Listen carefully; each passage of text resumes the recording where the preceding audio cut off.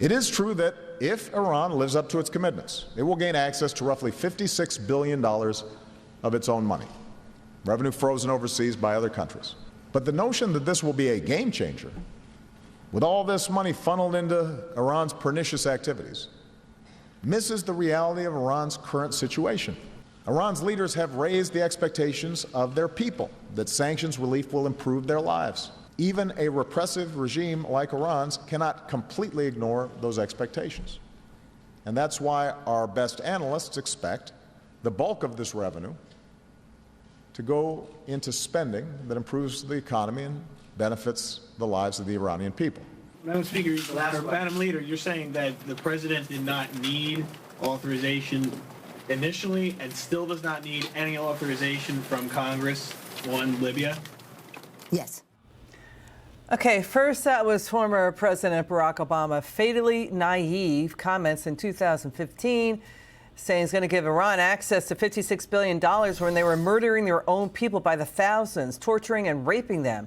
That money fueled terror destruction, murder, mayhem worldwide. It fueled its nukes program. It funded Hezbollah, the Houthis, Hamas, and Iran's campaign to destroy Israel. And then that was Nancy Pelosi in 2011 saying Barack Obama did not need congressional authorization for his drone strikes and his strikes on Libya. Joining us now, Fox News political analyst Guy Benson. Guy, it's always great to have you on. We love your insights and your expertise and how smart you are. In retrospect, what do you make of what you just heard?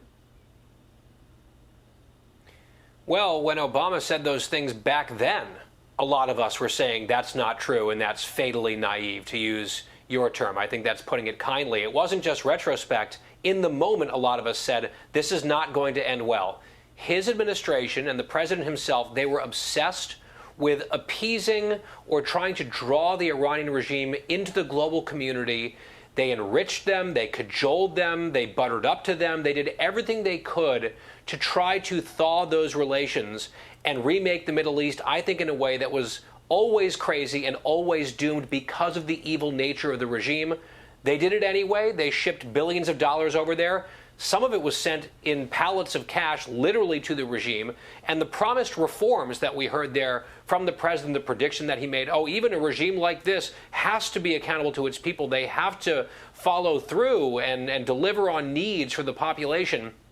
That has not happened.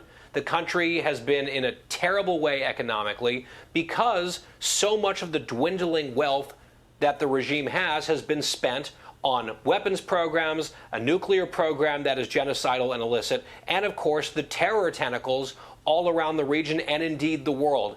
Every single thing that they hoped and dreamed about in the Obama administration vis-a-vis the regime has been yet again proven to be an absolute fantasy. And now finally the delusion is over under President Trump.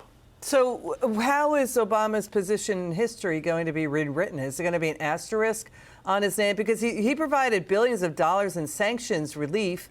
That let Iran fund proxy terror groups and enhance their military power and their nuclear position. You're right.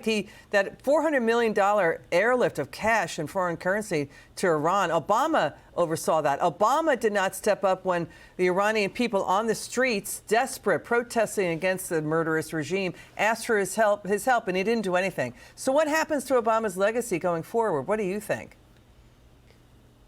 Well, I think a lot of people like Barack Obama. I think a lot of historians and professors and journalists love Barack Obama. I think that his signature achievement on the domestic front is Obamacare, the Affordable Care Act, which has been a complete disaster on its own terms to the point that it's required all these bailouts amid the failures.